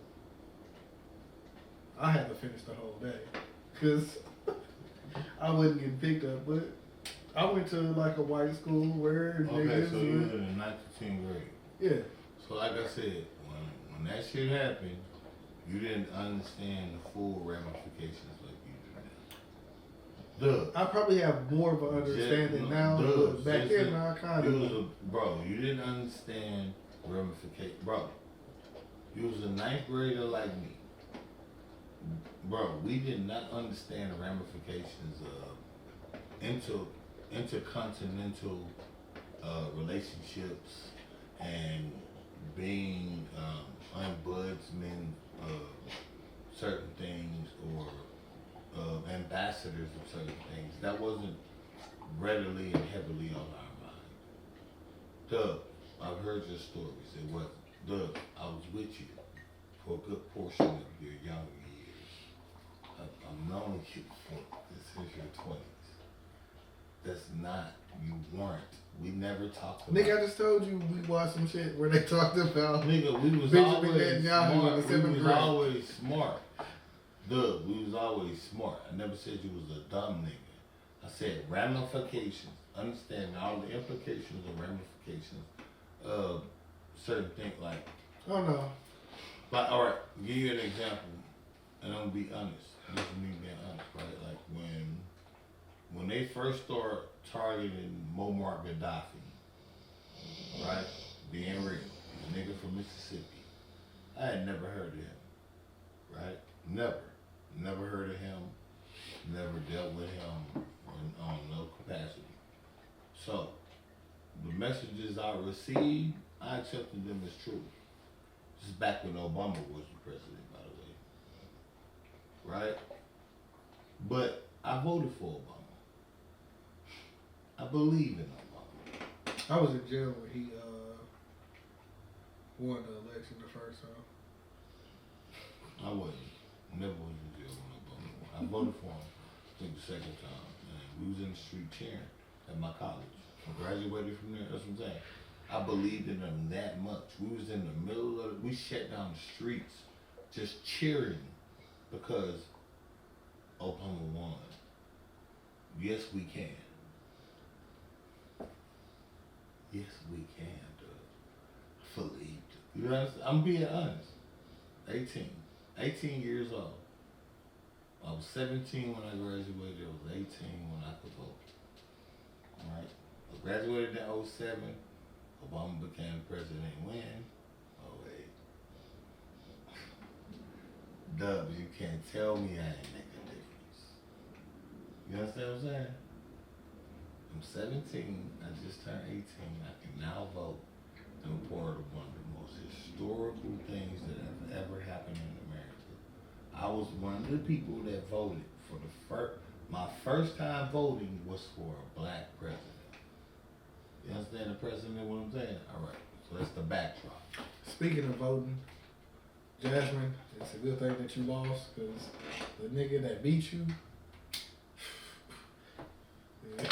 you might have literally dodged the bullet. That nigga was saying some crazy shit. But they were trying to blame it on black dudes while Jasmine didn't win. And I was like, But I was going to blame it on black dudes. We got to rise above that. But her campaign wasn't really that prevalent. Right. To black men. And that's my point. It wasn't prevalent to nobody. He was on TV. She was on the radio. I'm not trying to talk about Jasmine Crockett. I'm just saying, like, when it comes to the voting shit. No, I just don't want to. I just wanted to sprinkle it in. You didn't I have to don't linger on wanna, it. No, I'm not saying. I'm saying I'm not replying to it because I don't want to talk about Jasmine Crockett because I don't think I have at this present point. That's what I'm trying to explain to you right now. I'm jaded, Dubz. I voted. I was there for Obama. I was in the streets. The police had to shed. I remember the cars. Like we wouldn't leave. We was you understand? My president is black. My Lambo is blue. And when they said Muammar Gaddafi was a problem, I believed Obama. I believe everything they said. And they killed Muammar Gaddafi. Straight up killed him. I didn't learn till like 6 or 7 years later how much the people of Libya loved Muammar Gaddafi, how upstanding and futuristic he was. He was getting them off of all of these things that they're dependent on from white people and things. You see what I'm saying? Like, he was doing something substantial over there. And they cut that shit by the roots. Support the game. Right. So now I don't look at shit the same. I know what it is. I know what it ain't. US versus Iran. They didn't want to play ball in some kind of way. And we finna show them how much that costs. Very good shit. So good. Oh, so good.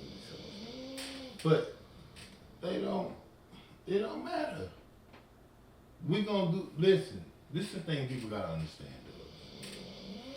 People need to get into anthropology and studying the ways of man.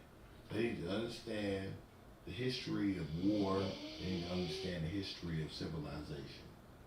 Once they accept and understand that, they will understand what's truly going on. America is just a regime.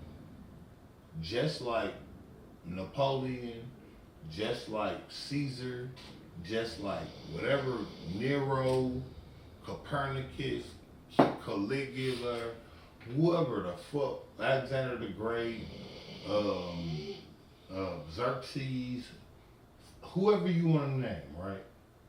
The fact is, we're just a time. Right? Like, the establishment of the U.S. is a time. And it's the shortest time Look, of all parts of the world. You know what I'm saying? Look, you see what I'm saying? We're a time. We're nothing compared to the Chinese dynasty. We're nothing compared to the Mongol dynasty. We're nothing compared to the Persian or the Ottoman Empire.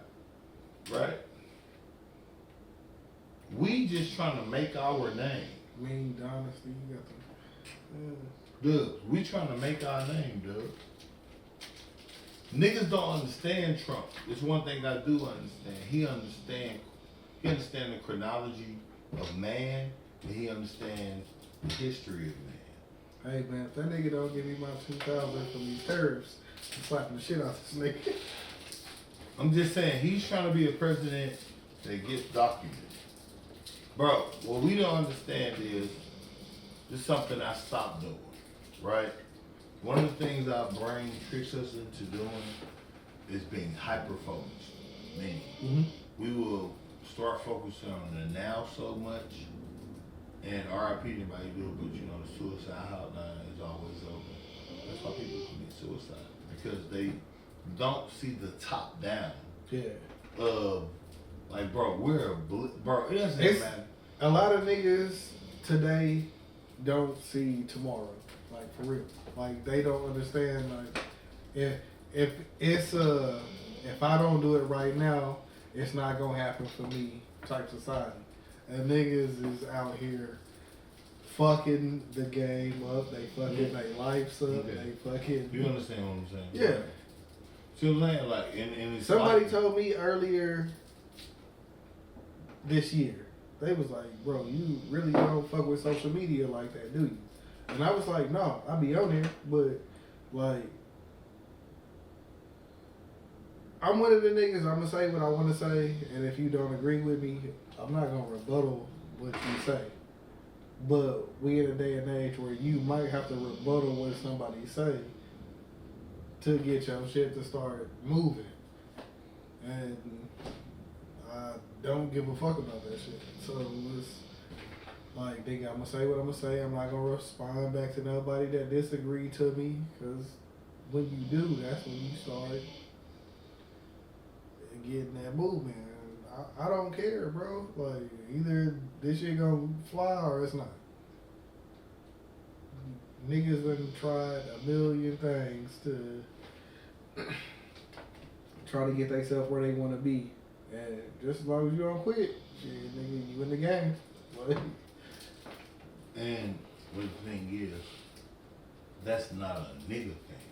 That's a life thing. Like, yeah. when you look at it from a history of man, there's only 3 periods of man: nomadic, semi-nomadic, civilized, or settled is what they would call it, right? No matter how you look at it. So we look at the histories of man, from nomads to settled. When people started settling is when war started happening. And when, because it's my territory now, and this is very simple stuff, right? I'm not saying anything prolific, and I'm not saying I am. I'm saying people, listen, Occam Razor means so much to me, right? Because I really believe in it. I believe the simplest way is usually the answer. So, when you simplify shit gets simpler to understand. The history of man shows us wars did not start happening until niggas started settling. So that tells me, first off, the caveat is we have to be a region in order for war to even be a thing. So when people feel like, oh, U.S. versus Iran, this is so travesty. As an adult, and as a kid, I was like, no, we going to war and, you know, bad. No, now I understand it. It's the ways of man. You understand what I'm saying? The U.S. versus Iran. Clearly they got something we want.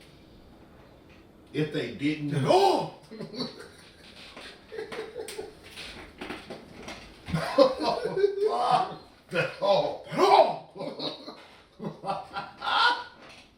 They got something we want, otherwise we wouldn't be. bro. I'm in Houston, watching this shit go from 239 Wow, that shit to 289 to 299. Well, I ain't gonna lie, I don't even look at gas prices because to me it don't matter. I haven't looked at a You know, gas but price. I haven't looked at a gas price, I swear to God, in like months. Like, it's something you don't have to look at, but I always pay attention to. Cause I wanna see. Like, I be noticing like certain times of the year it's more expensive, and then other times it's cheaper. You know what I'm saying? And I just like watching the pattern go back and forth. In the summertime, it might be a little bit more cheaper, or it might be a little bit more expensive toward the end of the summer. You know what I'm saying? Like, niggas supposed to hit the road, let's tax them right now, type shit. Or niggas is in the crib, let's lower it down.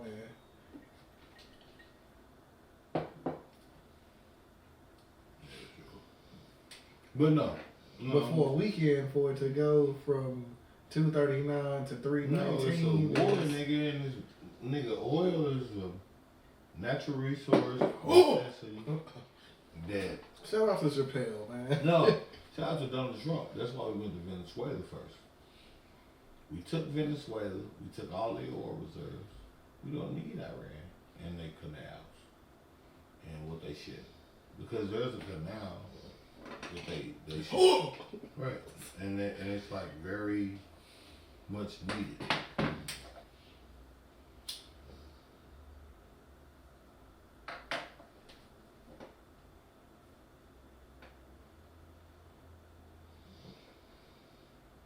But, you know, it's up to people to understand the game is the game, bro. And if you don't understand the game, then you'll never understand the game. You'll never be where you need to be with this shit. Because, again, Trump is just a figurehead.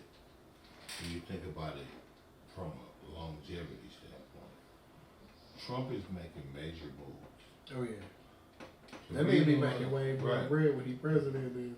Well, the thing is, the reason why I'm for it or with it is because I understand the ways of man. Although I don't agree, no, I'm gonna be completely transparent. On the ground level, the shit he's doing is making it harder for the average man to exist and do their thing. Yeah. Right? And that's why I say what I said earlier about the dude that ran against Jasmine Crockett. His commercials was like, we supposed to stop these billionaire politicians from being able to get under the money, under the table money, and we supposed to stop them from being able to do this, this, and that. And I'm like, bro, you not gonna make it. You shouldn't have won, bro, because these niggas is not gonna like you, bro. No, but again, and we in that time, like right now, like it's out here. Anthropology wise, you gotta again just acknowledge the ways of man. And when you do that, you understand that it takes a fish, like you gotta conquer shit in order to, like, the second you stop conquering, the second you stop, boom, this shit over. Been proven throughout history, and we talking about not 1,000 years, not 10,000 years. We talking about hundreds of thousands of years with a life expectancy of 70 of man. You see what I'm saying? For 100,000 years. Nigga, if you don't get it while you here, Dubz, for 100,000 plus years. I'm talking about not the invention of humans. That was like that's like a couple million years. I'm talking about the current civilization as we know it, where things were structured in cities that progressed into what we yeah, now when niggas was living today was like 29. Like we talking about not when niggas just had. I'm talking about when cities had efficient ways of government, efficient ways of research. We got the water running through this bitch. Exactly. When they started, the Africans, when they started rolling water downhill, uphill and shit like that. Once they figured out all that shit. The ways of man says you either are the people or you aren't. And the second you aren't, it just changes. Over time. It's always been eat or get ate. Right. Like, no matter what you think about it. Right. Since there's been sovereignties, You can have all the conspiracy theories you want. You can have all The Berlin Wall, South Korea is a prime example, right? North Korea, South Korea are prime examples. That is a country that there's a line in between North and South Korea where they have guards 24/7 on North Korea's side and 24/7 on South Korea's side. Every day since who knows when. You understand what I'm saying? They just decided this is where North Korea stopped, this is where South Korea stopped. We're gonna both agree, and nobody ain't gonna bomb nobody unless one of y'all cross this. That's real life. All this other shit is a byproduct of somebody else at the top's decision. Understand what I'm saying? The dictator says, or the leader says, we're gonna take over X. They're either successful at it or they aren't. If they aren't, then history get rewrote. We just think, you see what I'm saying? Like push the fucking button. The Ottoman Empire to the, you know what I'm saying? The Roman Empire to Rome. Everybody know the classic quote: Rome didn't fall into whatever built in the day, but it fell in one, etc., right? Because the reality becomes, as far as history books are concerned, we're just a blip. We're 400 years of whatever we were. The Mayans had that. The Inca had that. The Chinese have been an establishment way longer than that.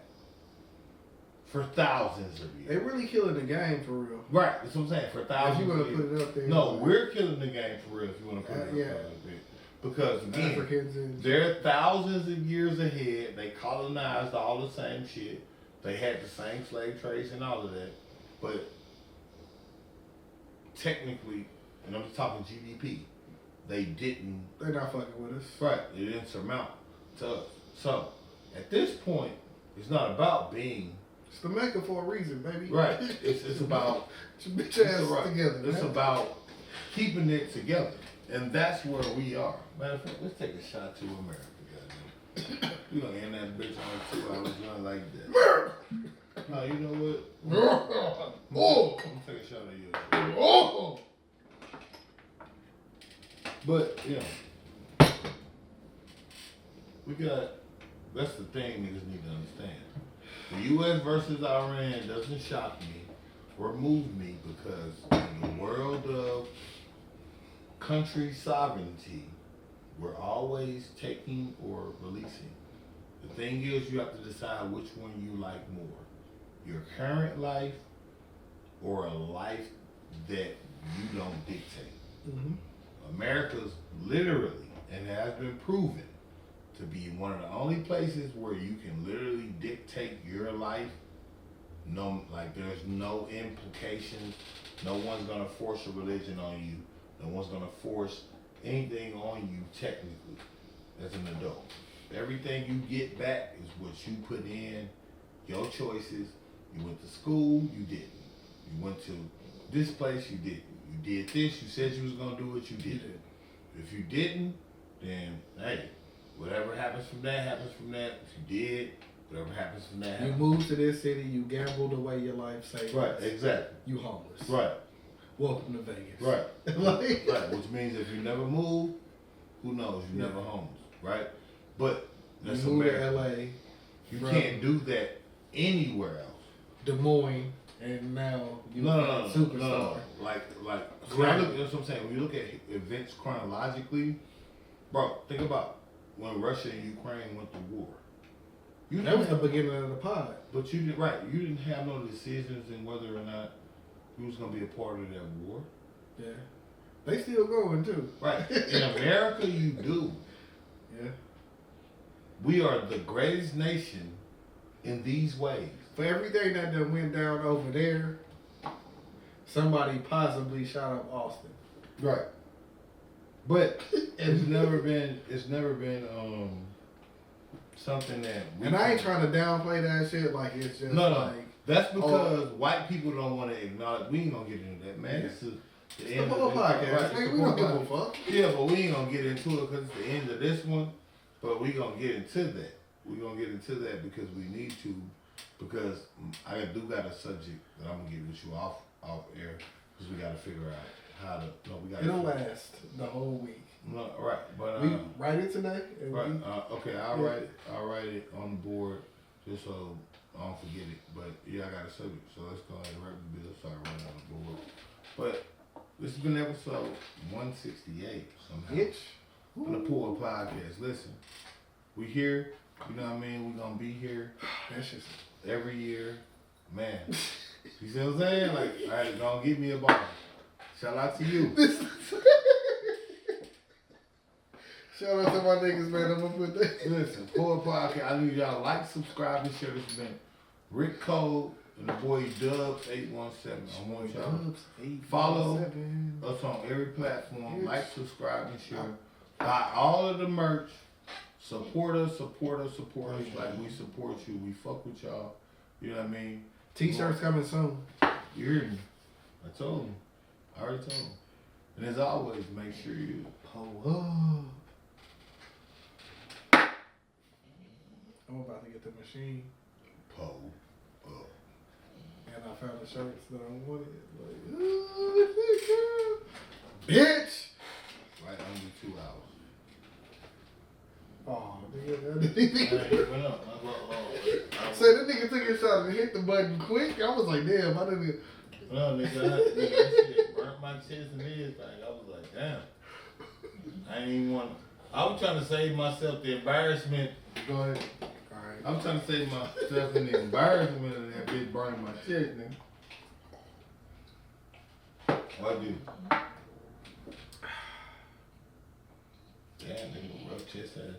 Yeah, it is. Yep. It's not the chest though, it's up here. Yeah, that's what I'm saying. It burnt back. And I was like, yeah, let me get up off this up. The first one was cool though. Yeah, the first one was. I think it was because we had the sweet shit. I don't know, right? That's what I'm saying. That bitch biting. I was like, God damn. Because it wasn't like that when I took it to the Almost, yeah.